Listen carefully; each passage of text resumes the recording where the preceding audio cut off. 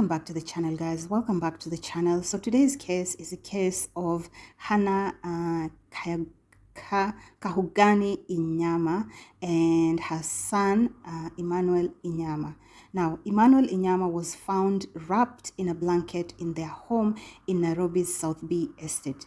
Emmanuel was dead. He was only 13 years old at the time, and he was in class 8, ready for exams in order to move to high school. Now, when his body was found, it is said to have significantly decomposed. Before we get into how Emmanuel was found and potentially what happened to Emmanuel, I want to start first of all by just highlighting Hannah. So Hannah is Emmanuel's mom. Hannah was, I believe, the main parent that took care of Emmanuel 100%. From all the articles I've read, I've not heard about the father. So again, I'm just wondering, where was the father? Was he alive or is he dead? I have no idea, but he's not mentioned anywhere. So we'll just highlight Hannah's career and her achievement before we get into the nitty-gritties of the video. Let's get into the video.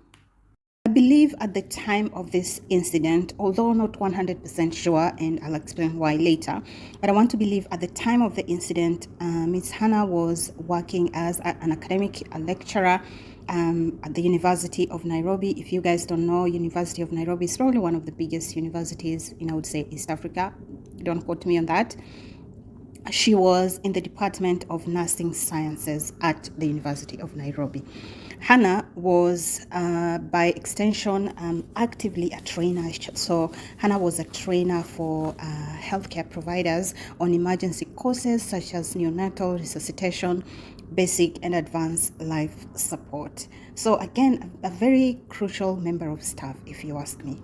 At the time of this incident, she was a PhD student, I believe, and her research interests included neonatal and obstetric emergencies, adult intensive care, and resuscitation.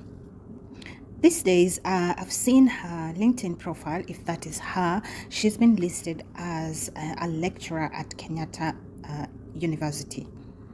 Not sure if this is her or even if this is her present position. Yeah, but those are, Hannah's achievements, and I just wanted to highlight those so that we are starting this case from a point of, this was a very intelligent woman. She was at some point, successfully working, successfully enjoying her job. We just don't know what happened in between. Let's get into the details of how Emmanuel died at home and why she did not alert the authorities, or even why she did not take Emmanuel to the hospital, because she has claims about what happened to Emmanuel. So why did she decide not to take Emmanuel to hospital but decided to pray? Especially after Emmanuel is dead, she decided to pray for the body in the hope that it can be resurrected. Particular day, I guess the caretaker, maybe through the agent, they're wondering what is going on. We haven't seen this woman, we haven't seen the child, they're not paying rent. Let's figure out what is going on. So on this day, the caretaker decides to knock on the door. So they knock on Hannah's door, and as usual, she doesn't answer the door. But then the caretaker then decides to call her. Whenever he called, the phone was actually ringing in the house, but it wasn't being picked up. So the caretaker then decided to peep through the window, saw the body of the boy, and there was a lot of flies around him or around the house, and a very strong stench. At this point, the caretaker obviously is shocked. So obviously, because, when you see somebody lying down and flies around him and a stench, you obviously know that's a body. So because he's so scared, he's going to be finding 2 bodies in the house. Who knows? He decides to call the police officers. And at first, officers tried knocking on the door, but nobody opened. After about 5 minutes, they forced their way in. At the time, the woman, Hannah, was found hiding in the kitchen. And the officers and even the caretaker says that they had her hid to the kitchen. So as soon as she realized someone was breaking in, she ran and hid in the kitchen. The most bizarre part is that Hannah had been inviting people in this home with that stench as normal, because the neighbor said, and I quote, "We normally had people singing and praising God from our window, but we did not know what was happening," they said. One of the neighbor that was interviewed said. The caretaker of the The caretaker of the apartment also said, tulipofungua tukapata mwili wa mtoto kwa sitting room na mama ameketi kwa floor ya kitchen akisema, oh my God. So as soon as the door was opened by police, they found the woman seated on the floor, and the only statement she said was, oh my God. The lecturer then admitted that she could smell the foul stench in the house from the decomposing body of her son, but she was fighting a spiritual war. The caretaker said, I knocked on the door, but nobody opened. I decided to call and I couldn't hear the phone ringing, but no answer. I could hear the phone ringing, but no answer. I then decided to peep through the window, which was not locked, and I saw the body wrapped in a brown blanket with yellow stripes, he further said. The caretaker said that whenever he approached that window, he was hit by a very strong stench that reminded him of death, and he saw flies swarming around the dead and decomposing body of Emmanuel. Hannah told police that her son fell ill and died in the house. She said she did not take him to the hospital because she does not believe in hospitals.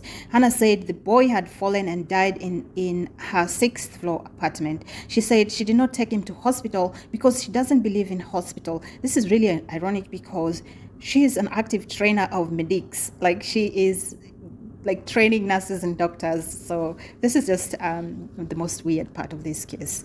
Anyway, the body of Emmanuel was obviously taken to the morgue at that point, and mom was immediately arrested.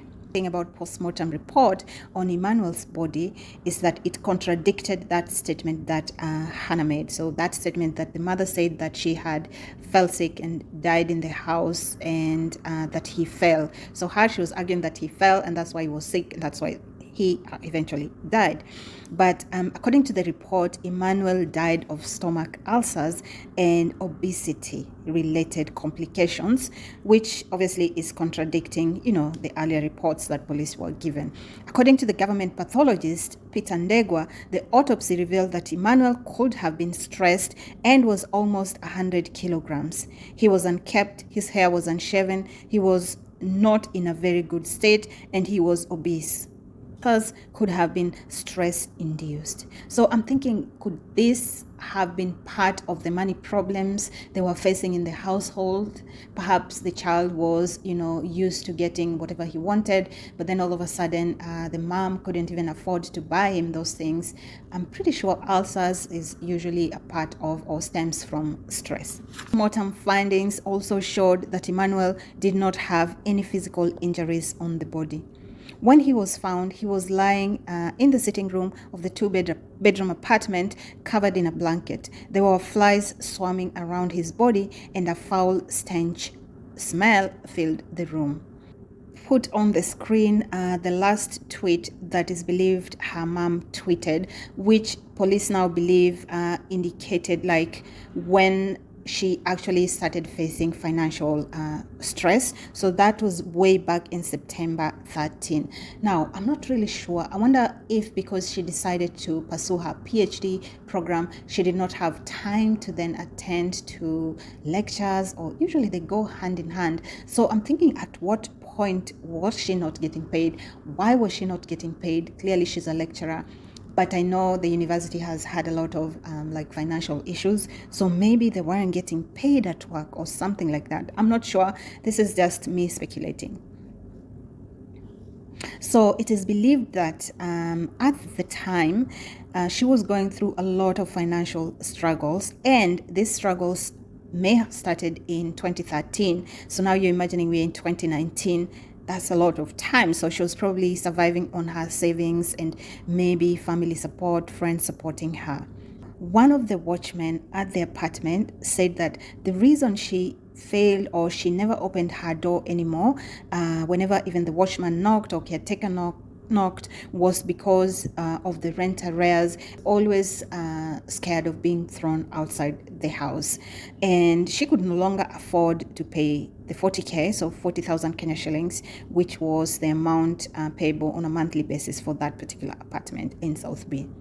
The caretaker also said that she had not seen the boy for almost 7 months. So I wonder if they were just locked in and never went outside. Probably they just ordered takeaway or something like that.